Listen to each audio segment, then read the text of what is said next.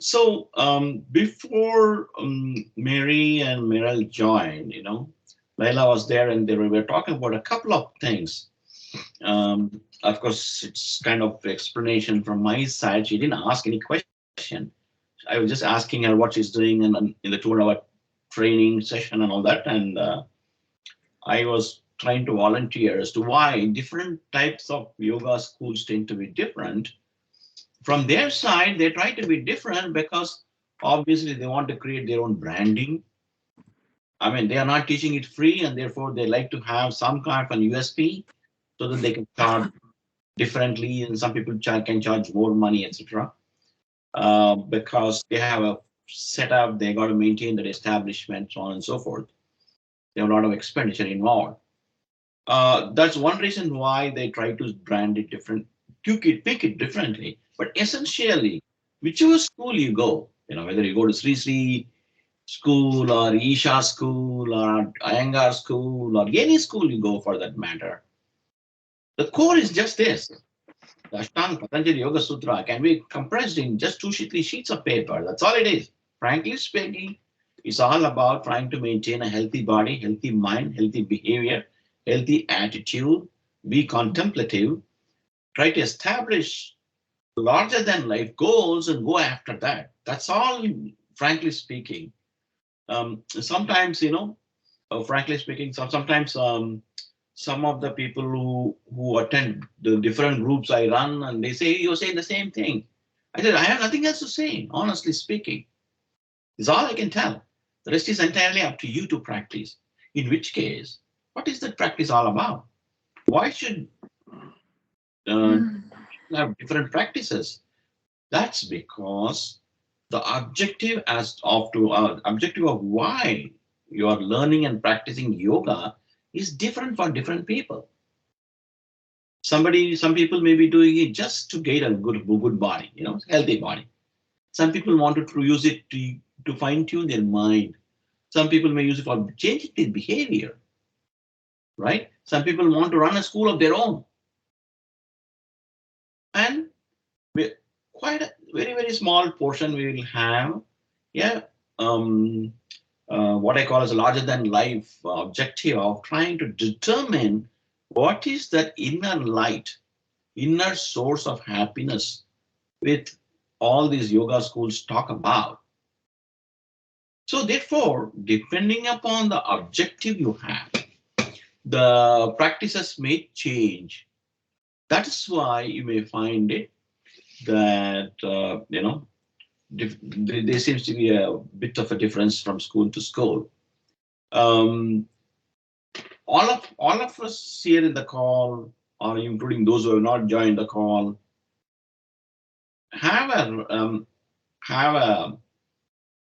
not only have a right to have different objectives, they should compulsorily have different objectives. Why is it so? Because all of us have traversed through different trajectories in our past.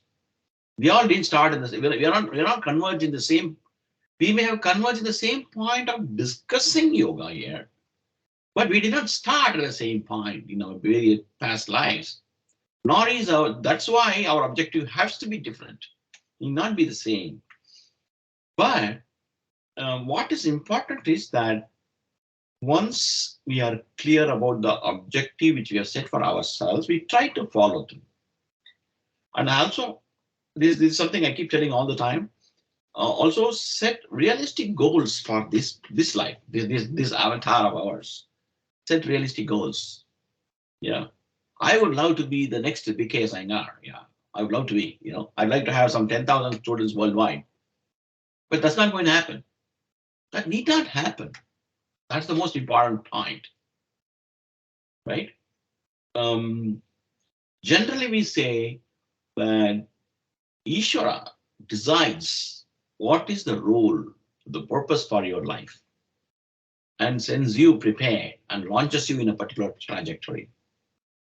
And therefore, it is Ishvara's will that this is what I should do.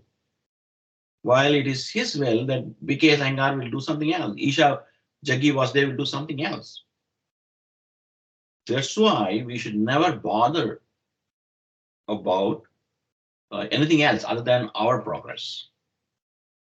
And we should also not seek name, fame, and money through this yoga thing.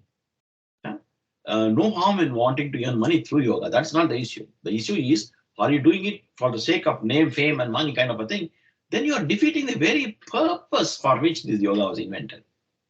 The chitta vritti nirodha does not happen if you hanker after being one. I want to be as famous as somebody else. Then where is chitta vritti? You're only multiplying the vrittis, right? That is why if you see in the yama niyamas, the santosha is always stressed. The contentment. It works strategically also. If you do not know how to be happy with what you have, what is served on the plate, you will never be happy with anything given to you. It's a very simple statement, but think deep, you will understand the rationale of this. Because fundamentally, your mind is not satisfied with what is in front of you. Anything given, it won't be satisfactory. What is wrong in being dissatisfied or being not satisfied with what you have? The wrong thing is, if you are not satisfied, mind is agitated. It hankers. It wants something else. It wants more. Which is exactly of the opposite of the very first dictum of Patanjali. Yogasya chitta vritti nirodha. It's exactly opposite of the objective. Yes, Laila. So would one part of the union that yoga means be like being happy with what one has while also like sort of like that last reason that one studies yoga or goes to a program of this finding your inner light is that because I feel like that can almost I guess I'm asking more of just how does one balance that desire? Oh, yeah, sure. And is that the union that happens? Very good question. Or in other words, if I understand it correctly, what you're saying is that if you want to find out the inner light, if the quest is the inner light, if the objective is the inner light, does it not mean that you are not satisfied with what you have? Isn't it? Is that the question?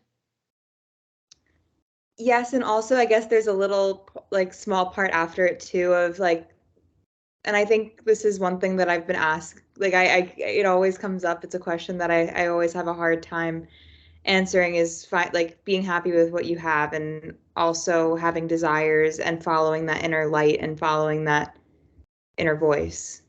Very, very true. Very true. The answer is like this. It is very, very usual. Maybe if not 100%, 99.9% of people in the universe always want something. That's where we are. Because we have not reached the stage of enlightenment, we continue to hanker after something. Now, what do we do with this hankering thing?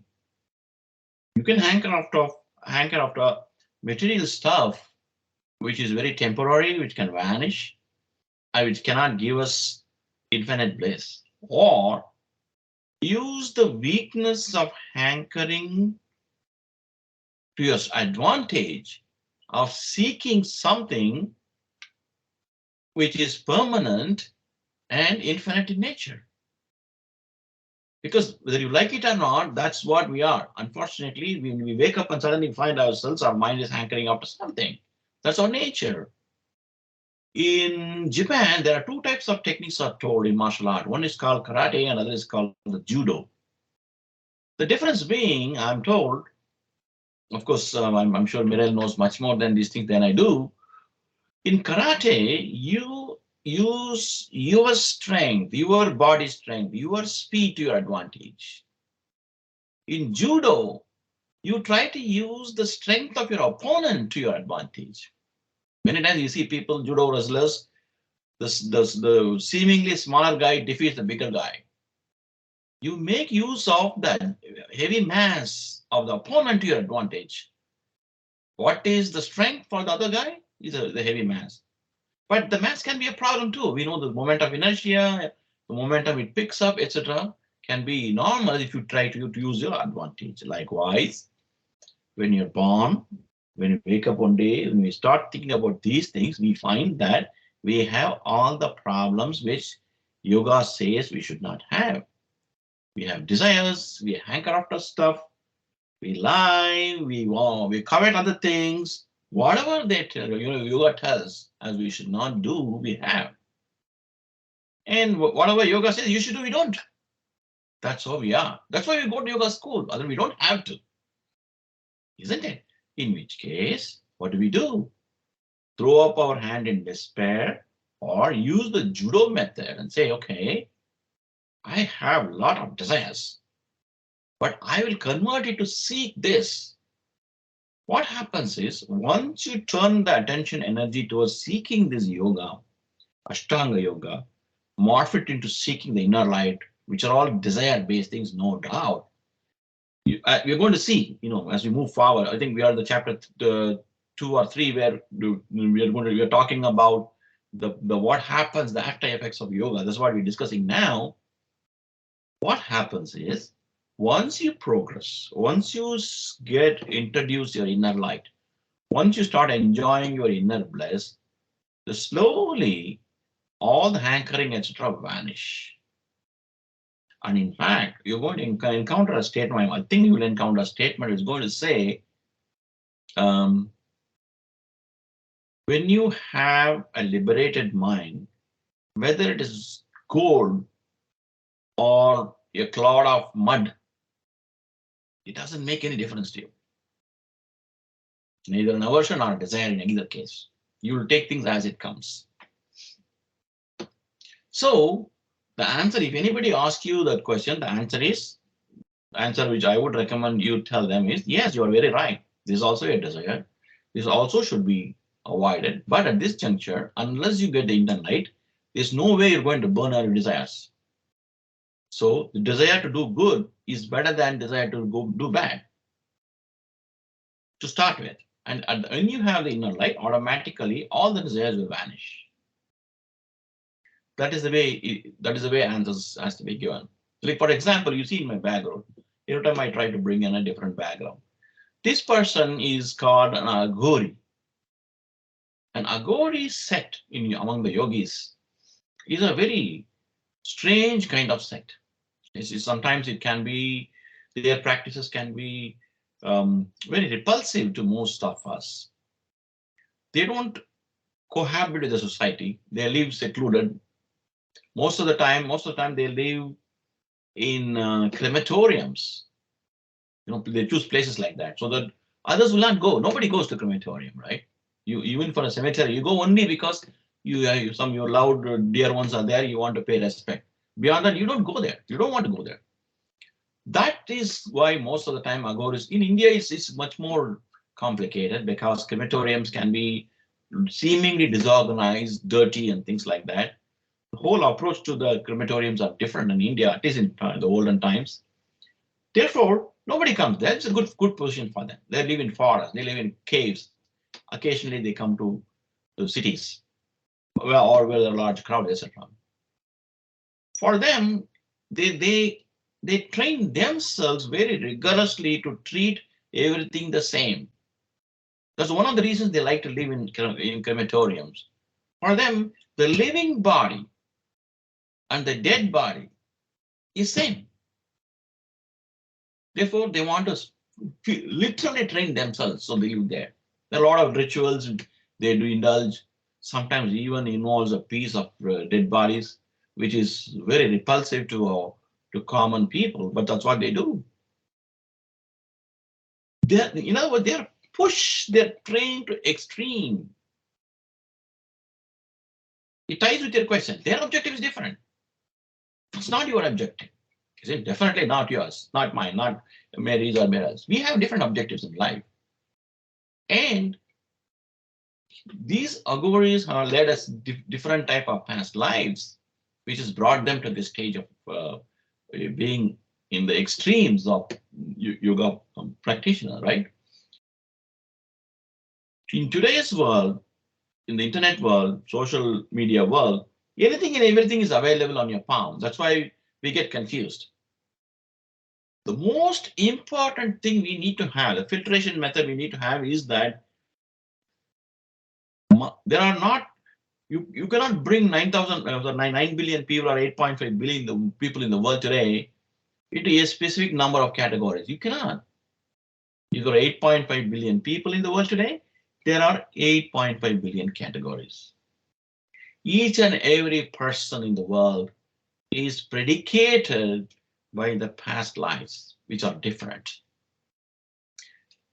In Western society, it becomes very hard to understand this concept because the concept of reincarnation, the past life, the future lives, and all of them getting connected through the karma does not exist in the metaphysics of the Western thought process because it looks pretty alien. What this fellow is talking about? Whereas people come from India and East, it's pretty very normal. In Japan or China, they accept it. Buddhism, Hinduism all accept it, and therefore everybody, the entire life is built, frankly speaking, if you look at, which is not visible from the outside, but day-to-day life, right? In traditional life, I mean. People who are westernized are different, but I'm generally talking about traditional people.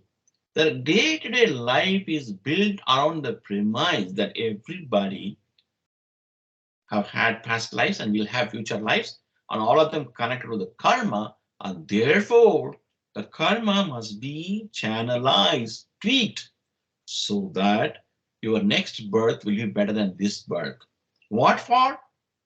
Fundamentally, we want to end the cycle of birth and death. It's sort of the recognition that you could be the son. We're seeing it. It is not a rhetorical statement. We're seeing it now, right? The son of King Charles is having trouble. We see day to day on the tabloid, we see that. President Joe Biden's son is having trouble. We see that. There's no other person more powerful than Joe Biden in the world today. His son has got a problem, isn't it? Yes, please. Yes, Laila. Mr. Rao, it's all true what you said, but then, why even bother with these sessions? Like we talk about it, and if we cannot put it into practice, there is no use. I mean, if someone wants to learn yoga and wants to get this kind of a path, I know so many people, and truthfully, I'm getting so tired of just always talk about this and that and all of these big ideas and very elevated meditation and advanced meditation practices and yoga practices. But the truth of the matter is, for me, yes, I am searching for a teacher, a real teacher, and unfortunately, I'm running out of time because at my age, no one is going to really take me as a student. And here is the Hatha Yoga Pradipika. The last chapter says, as long as the mind does not remain in natural state of meditation, those who talk of spiritual knowledge indulge only in boastful and false prattle. And this is it. It just says it all. I mean, I know a few people. I was so lucky and I'm so grateful that for 2 years or so, I used to live together with a group of people. They were from Asia and they really, really very seriously practiced, or maybe 3 years. And then I really, really could advance because there was a group of people. We used to live here in New York and totally just in a yoga center or home, went home in the house. And there are no practices like this. There are no teachers because someone, it's very difficult for a person, and the person has to be like extremely special and talented on their own to able to create inner lightness. Even Buddha, like I don't know too much about the Hindu, uh, religion and religious figures, not yet. But I just know about Buddha that even Buddha had meditation teachers, and he he walked around and he actually tortured himself for 12 years to get to enlightenment. And this, why should I mean, I'm very happy in my life. Actually, I am satisfied, but except with one thing, I would really like to have a serious guidance um, for my practice, and I cannot find that. So we can talk about karma and this and this and that. I believe in that a person in this lifetime can do a lot, and I don't believe in that oh, I should just back off and say, oh, my karma is this and that. I think that someone can change that karma, and someone can get out from their present karma and change that. If I wouldn't believe in it, I wouldn't sit here today. Right. Right. No, I So totally this is agree. what this is what I want to. So there are no one person cannot find, because a teacher like that, because when I practice, I cannot ask questions or cannot get advice, and I'm so grateful to you that you even bother with us and teach us. But just an abstract knowledge and no practical knowledge. We have to go behind body and mind. And how do we do that? How do we get to that point? And I, I'm ready to throw everything away. I don't really care. I don't hold on to anything if I don't want to. If I find that. okay, I agree with you 100%. Ultimate analysis, if you do not realize, like what you quoted from the Hatha Yoga Pradipika, if you don't realize it, what's the point? It's an empty words. That's true. But at the same time, recognizing different people have different objectives in life, different people have different starting points in life, we try to be kind and say, don't worry about all those things. Keep trying, keep trying. You don't have to get there right now. It does not mean you should not. The very reason as to why all of you are talking to me, I'm a total stranger to you. I come from a strange, different country which you perhaps are not even visited. Still, why are you listening to me? That is the karma, that is the positive karma which you are doing. You are not sitting idle. You're talking to everybody, you're talking to Tibetan monks, etc. That is your end of the bargain. Now, I don't want to say anything about anybody else.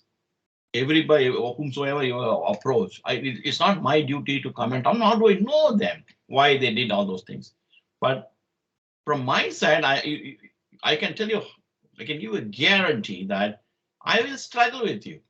If you're going to be satisfied talking to me and listen to me, I will struggle with you individually to help each one of you achieve whatever you want to achieve. I don't want to give the same objective to everybody. And definitely, for example, like a very young person, I don't want to give her the same objective which I want to set for myself. I don't want to. It's up to Ishvara to decide what should be our objective. Therefore, inasmuch as I'll be friendly, kind, etc., I am more than happy to. In fact, that's what I am trying to do, frankly speaking. Why am I continuing to talk to you for such a long time?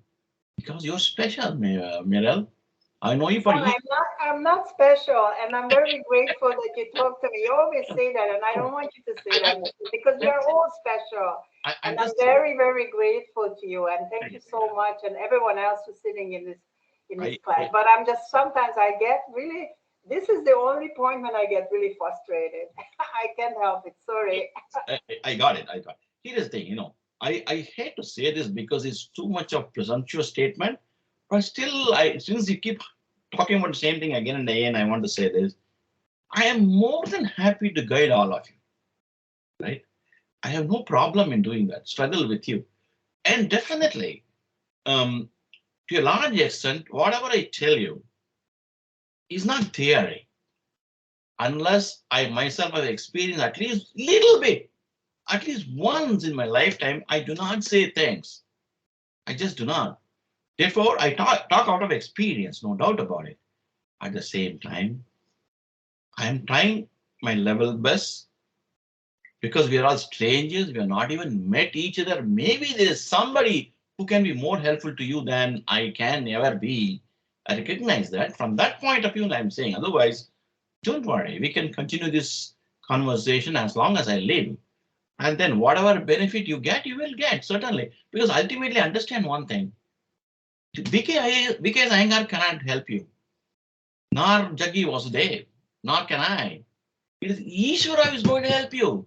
None of us. We are mere instruments. Some words and techniques have to reach you through another body.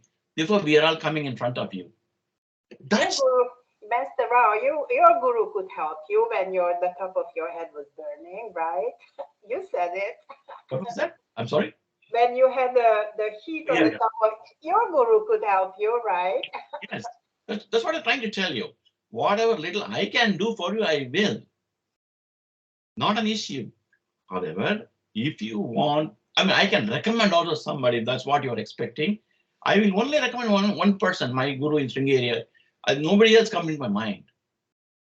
You go, if you pack your bags and go to India, go to Karnataka state, and go to Sringeri town, in the hilly town, and meet him. He is an extremely orthodox guy. Yeah, so it won't be like what you see in Westernized Swamiji schools. It'll be different, but every moment you spend there will benefit you tremendously, whichever way it is. That will come about later. But what I'm trying to say is, like we're talking about Santosha, right? That's 2.40, right? Which talks about Santosha talks about it, 41. Yeah, can somebody read 2.41? What? 42, right? Santosha is 42 talks about Santosha. Santosha anuttama sukha Santosha, out of contentment, anuttama, supreme, right? Sukha labhaha, the joy, supreme joy benefits. That is where we are trying to see, while we, in the previous chapter, we said what yoga is all about and how do you practice, etc. We are going to the details of it now, right? That is why Santosha becomes very important in one sense. Leila, this is the trick here. It might address your question. The trick is like riding two horses. On the one hand, ride this horse of Santosha, contentment, because Santosha anuttama sukha labha. Because of that, we ride that horse. At the same time, remember that horse is never stationary, right? The horse runs towards a destination. You're happy with the horse, you're happy with the way it runs. But you also know your destination is not staying there, sitting on a horse happy. You're getting there. What is it there? That is the last statement which of Patanjali Yoga, rather Hatha Yoga Pradipika, which Mirel was quoting. Realizing that inner light, realizing your true identity, tapping into that infinite bliss which is in you. That is the objective. That is the destination towards you ride the horse of Santosha. You can ride a wild horse, an unsatisfied horse also. But the problem is that horse can go anywhere. It may not reach a destination because it's a disturbed horse. That is why Santosha becomes such an important stuff. Laila, your hand is still raised. Do you have anything to ask?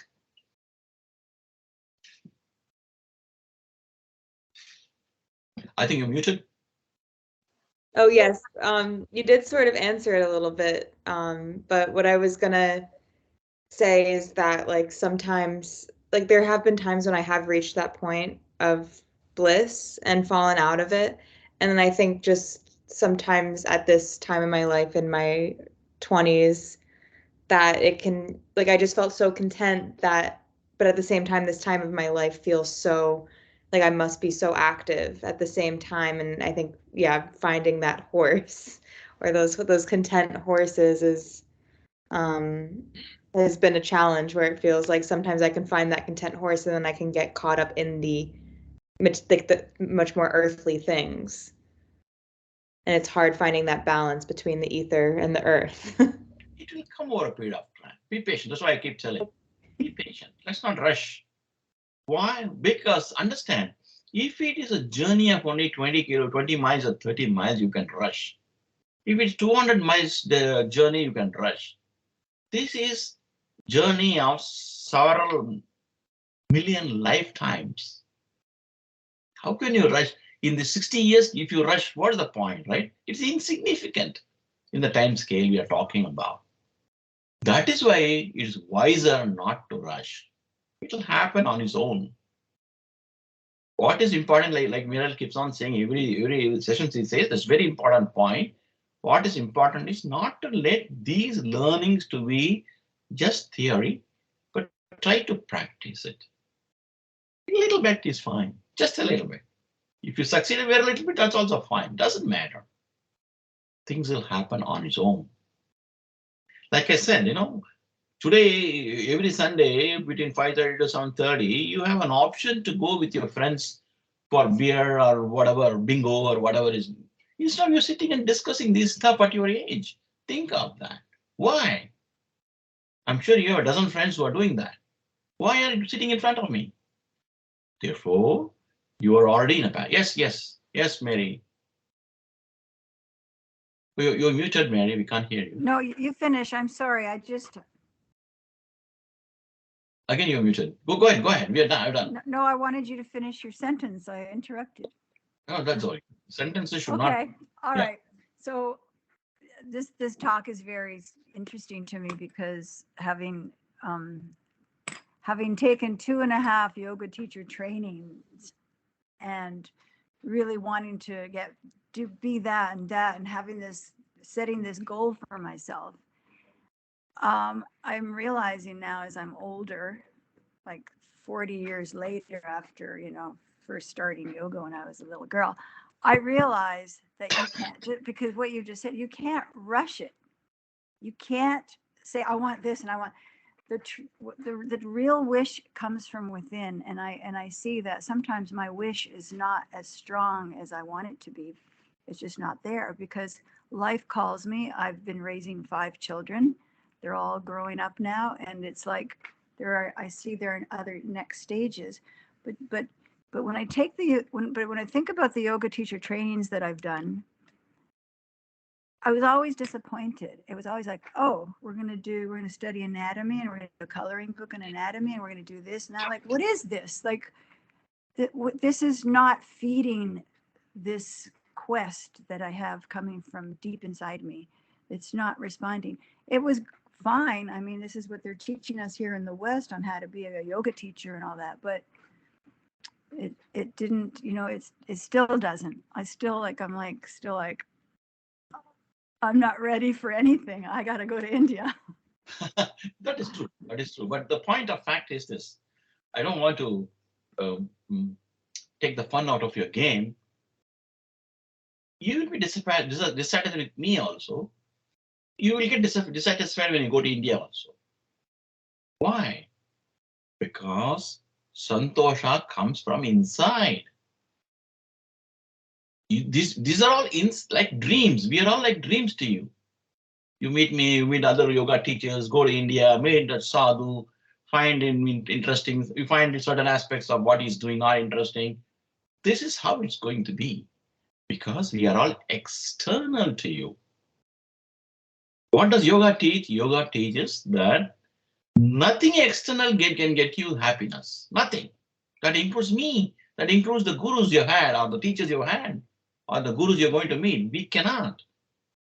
Only one source of happiness is internal to you, and that is Ishvara. There is nobody, nothing other than Ishvara who can give you this kind of joy, this kind of bliss, etc. And that Ishvara is internal to you. These are techniques, like for example, if you read this 43, we just talked about Santosha, right? You want to read 43? Mary? I'm sorry? We can hear you. I don't have my book. Okay.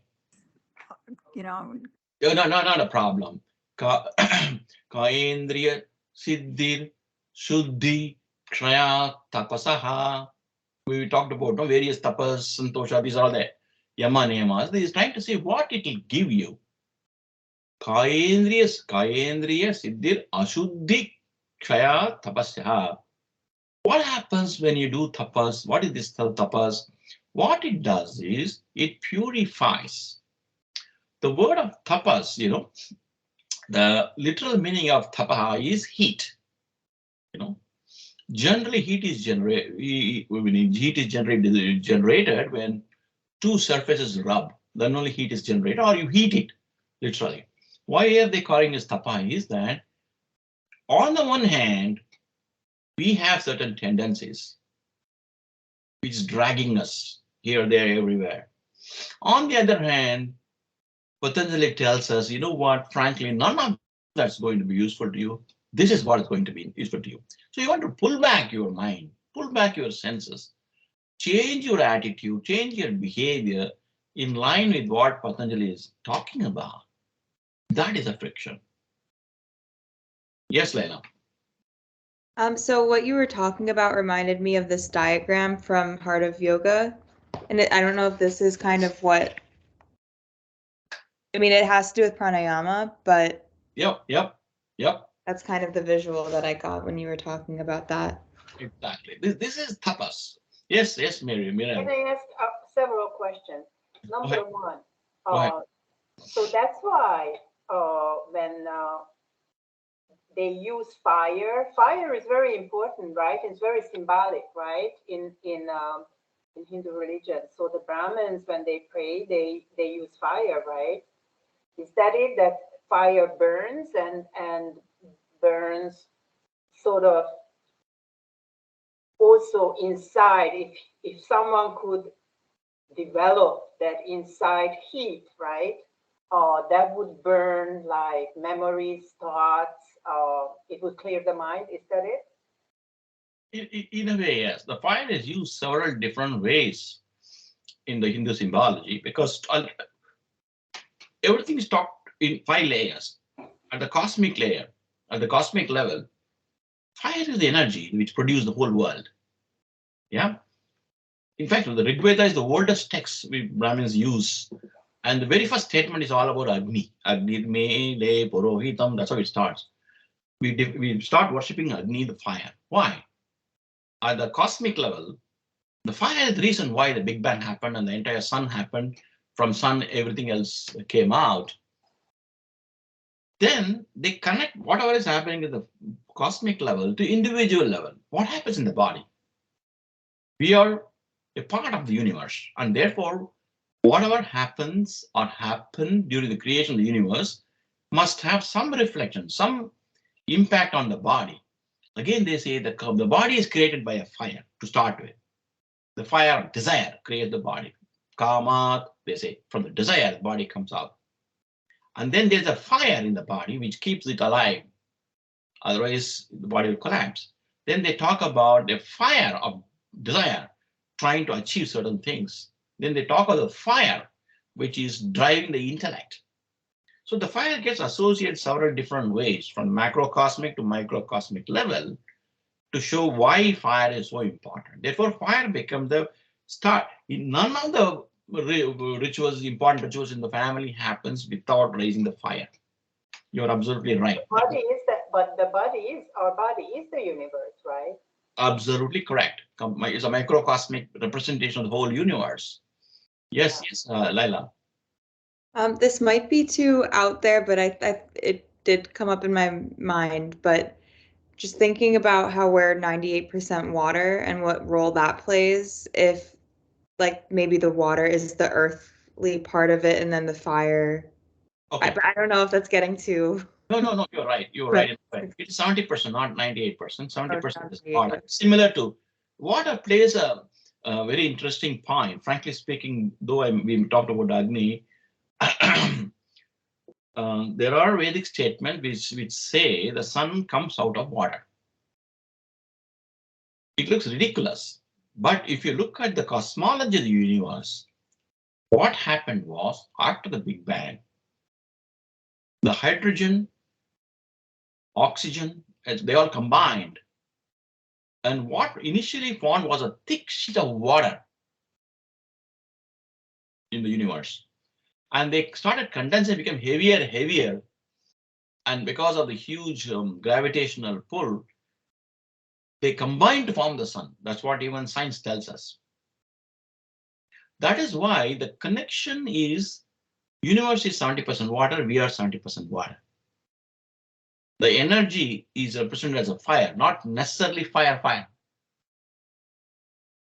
The entire kinetic energy which unleashed Big Bang and later the gravitational pull which pulled everything together, the potential and kinetic energy, right? All of them are represented as a fire, energy represented as a fire. That's why we say the fire is the base of everything. Because if the gravitational pull, the concept does not exist in universe, all the dust and particles and helium and etc., which was in the universe in the beginning, will not coalesce into big star, unstable star to break up. Therefore, there is no gravitational pull, no universe. That is the energy, which is fire. And in fact, since it's definitely out of the conversation, but still, you brought it in, I'm saying, this is how Vedas talk about what was there before creation. Before even the universe was created, what was there? Either you postulate, like a magic, the universe came out of nothing. It's true in a way because nothing physical was there. Therefore, you can say, like a magic, not universe came out of nothing. In which case, how and why? It asks the question. It says that intent to create the universe, which is not material, can pre-exist creation because it does not require helium, hydrogen, or anything. It's intent, which is a thought. We all know that intent when we say motivate, if you're motivated, you can climb the rock, they say, right? We have had several stories in the history where 100 Roman soldiers have managed some 10,000 opponents because they're determined, they say. Therefore, intention has enormous power to drive activity and achieve results. That's the power of motivation. But then, who can have an intent? Intent cannot happen in thin air. Intent is always resident in intelligence. Intelligence, again, is not a matter. Therefore, an intelligence can pre-exist creation because it is not dependent on any matter. That intelligence which can create the entire universe, which we have not even understood, we have not understood even 1% of what the universe is today with all the technology, that has to be such a massive intelligence to create this. At least think of creating this. That intelligence principle is called Narayana. By the way, Narayana word, if you split it in a particular way in Sanskrit, it also means on water. That's why in Indian thought process, Vedic thought process went ahead saying that we have to explain what was there before creation. We cannot prove it, but at the minimum, we must have an explanation, logical explanation. And they created this explanation of Narayana concept, which is nothing but intelligence. It's infinite, spread all over. By mere thought, literally it says that by merely thought, by thinking, Narayana created this universe. We all know that. If you asked, who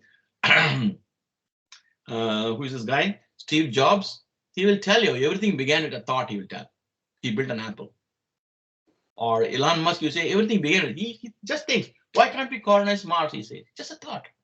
From that, he built the entire X2 or whatever it is called.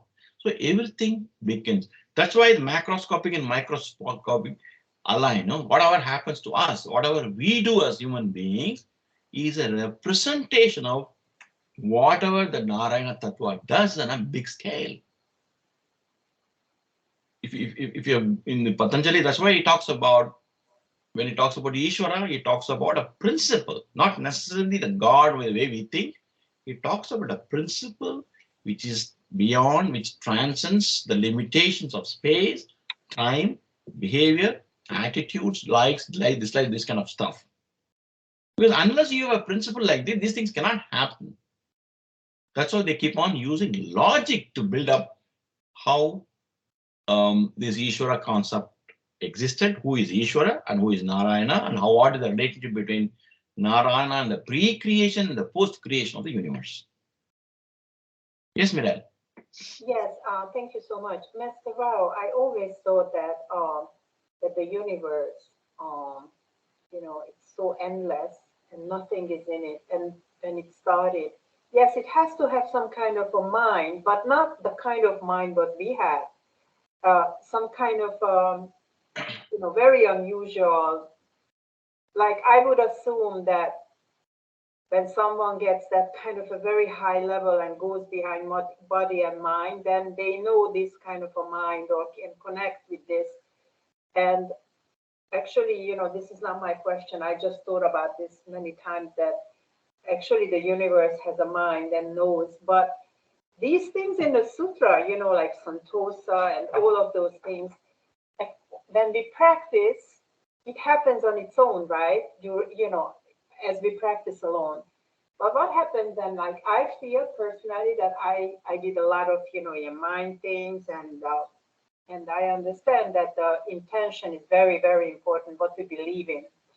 But it goes up up up to a point, and then it just drops down because I am at level 0 still.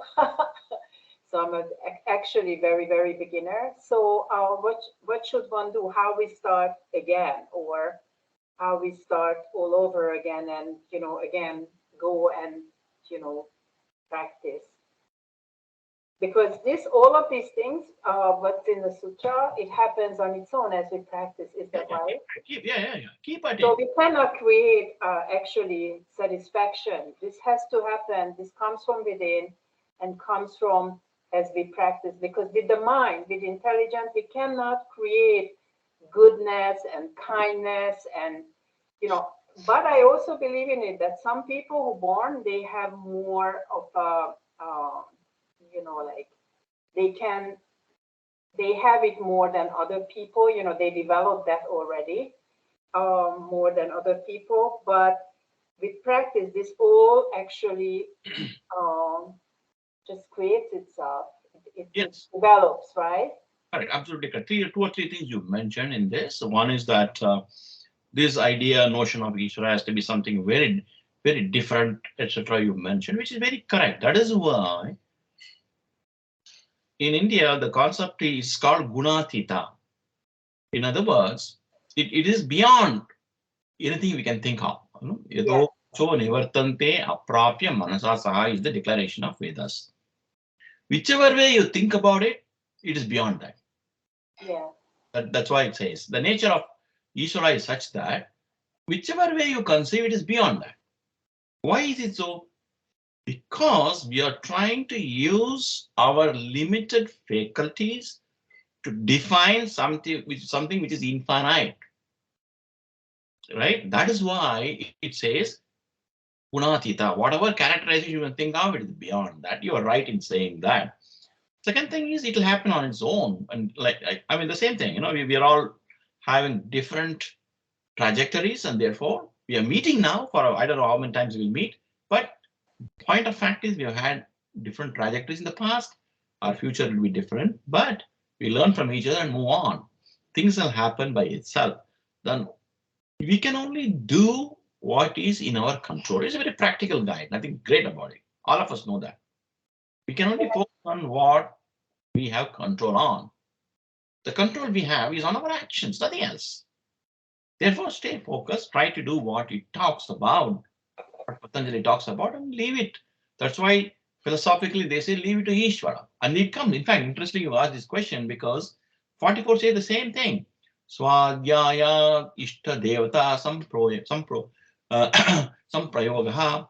That means if you continue to practice, Swadhyaya is not just study, it is contemplation, action-driven contemplation, which Meral keeps on stressing, not merely study.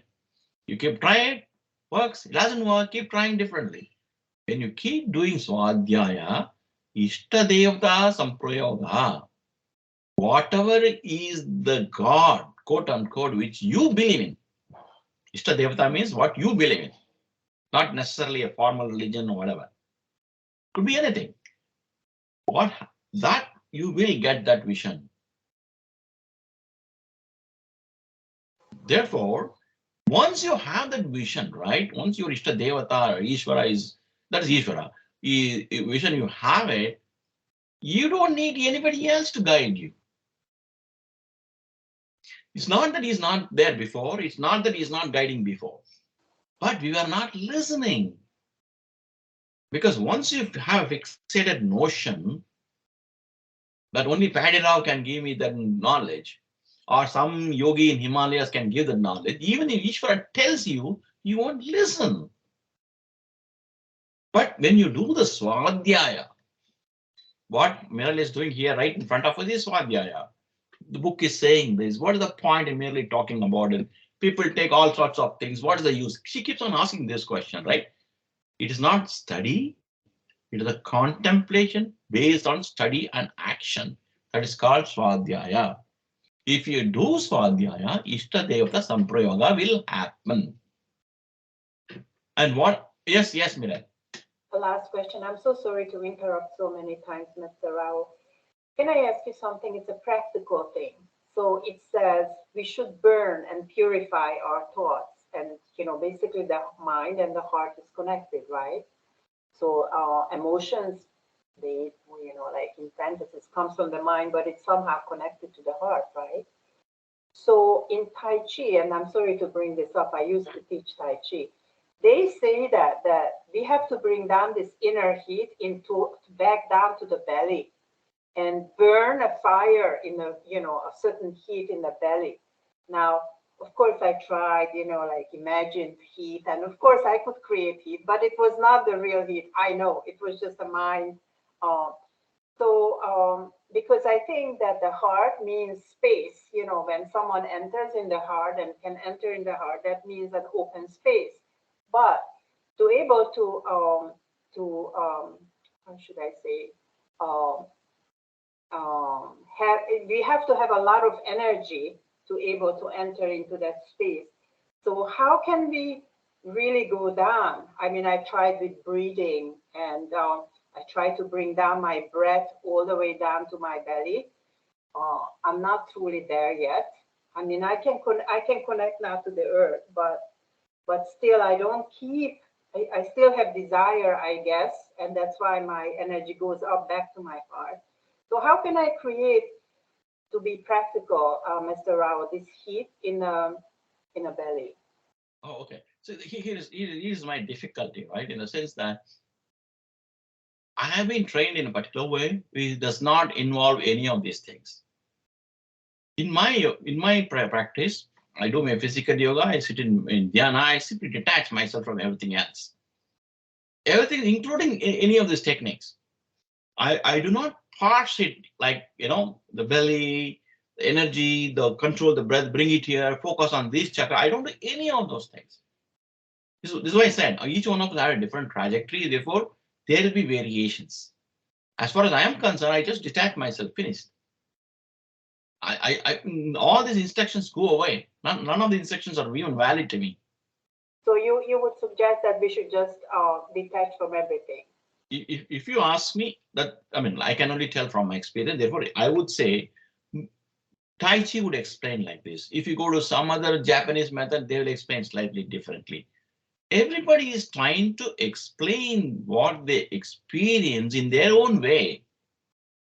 It is not necessary that it has to be exactly like this, but the most common denominator is delinking your mind, find everything else. For example, I do not try to drive any chakra up.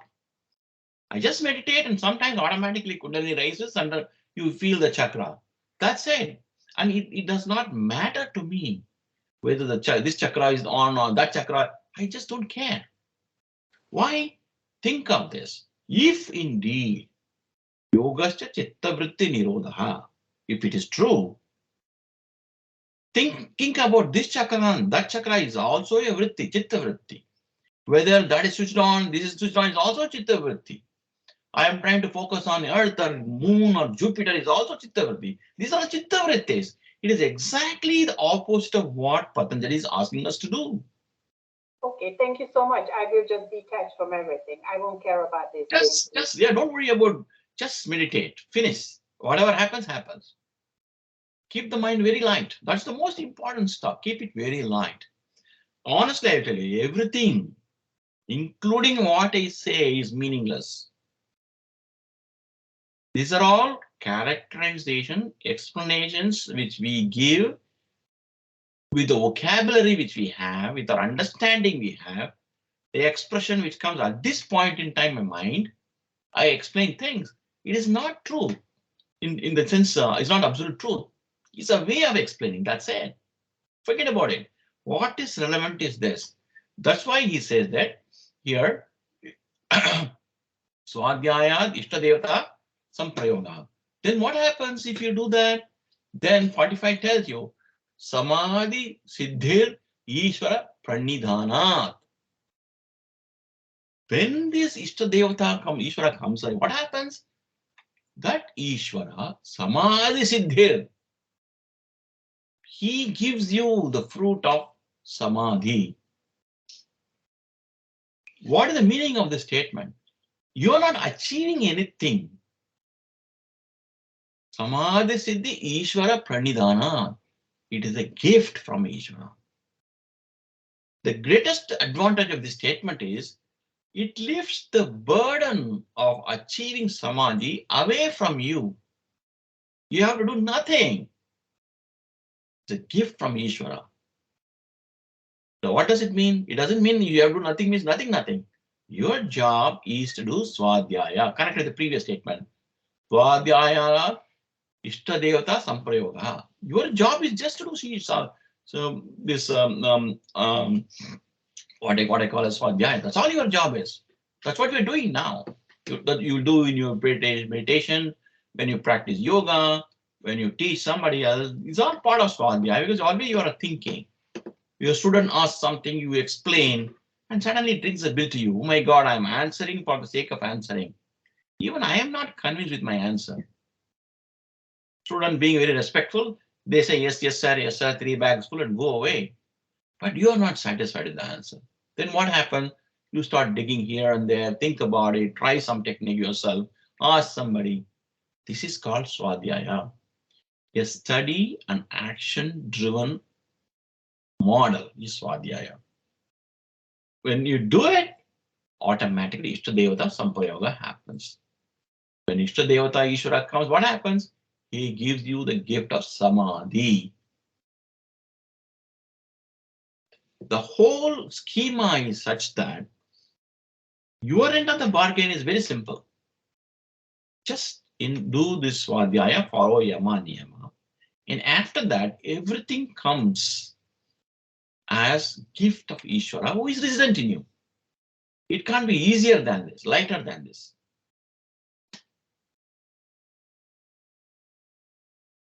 Any questions?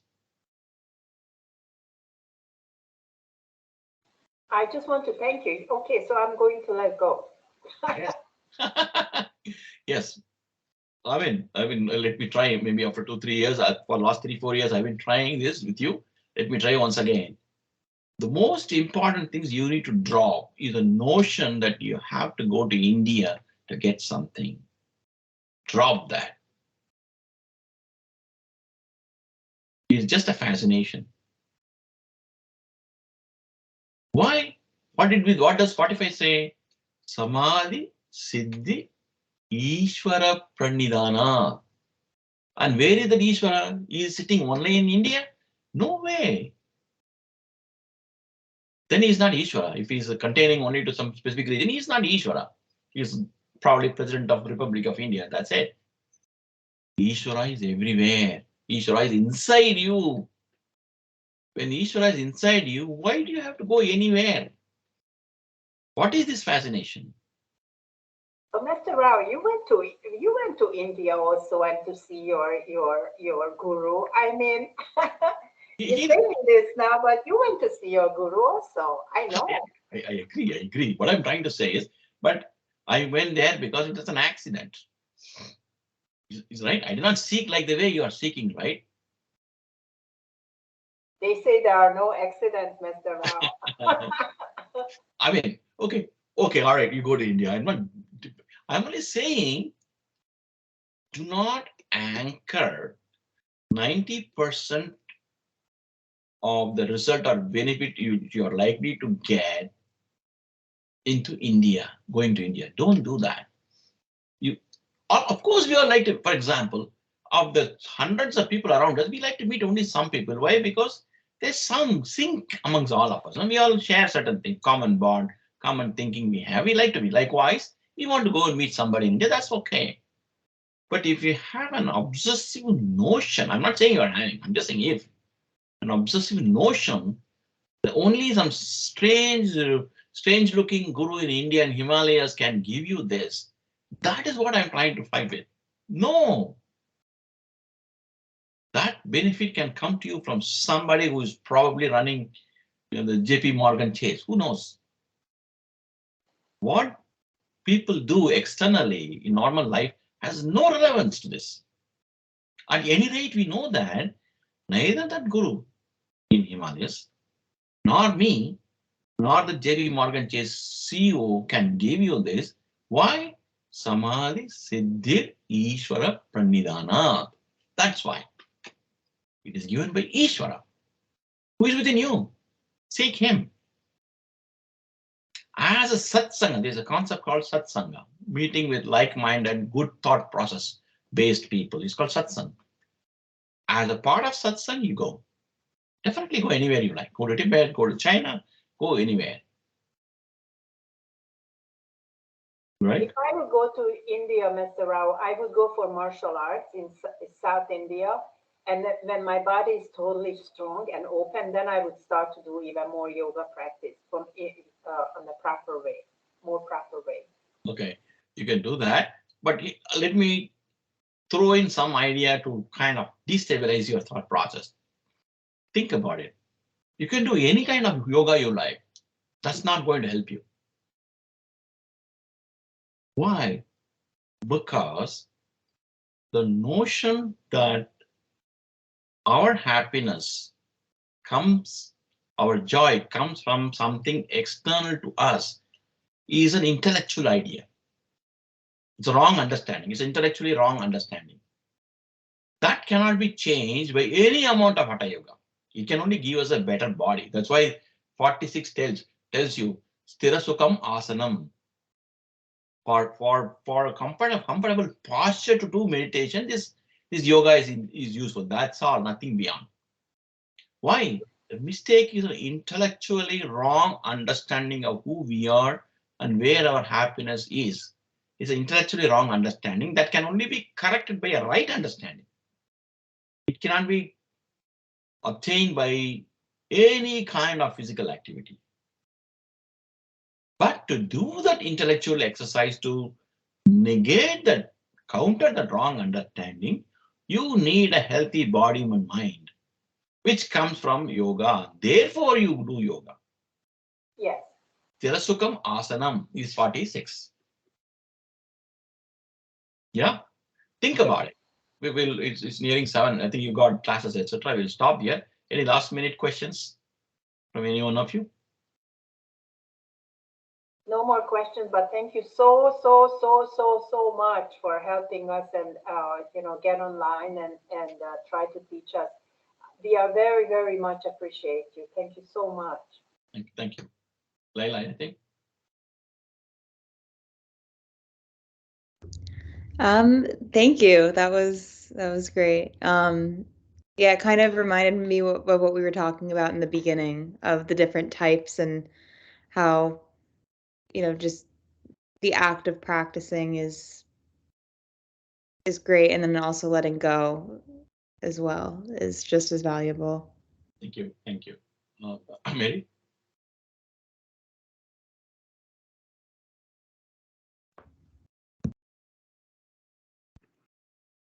Can you hear me? Yeah, I can. Yeah. No, it's just hearing again and again and again what I should know by now, and knowing that I can't, not doing yoga or not practicing yoga for the wrong reasons, or for having this goal to. It's okay to have a goal, but I totally understand what Mirelle experiences and what her desire is, but I also totally understand, what you've brought. So Thank you. It makes sense. All right. It's a great pleasure talking to all of you. Thank you. Namaste. Thank you. Bye, everybody.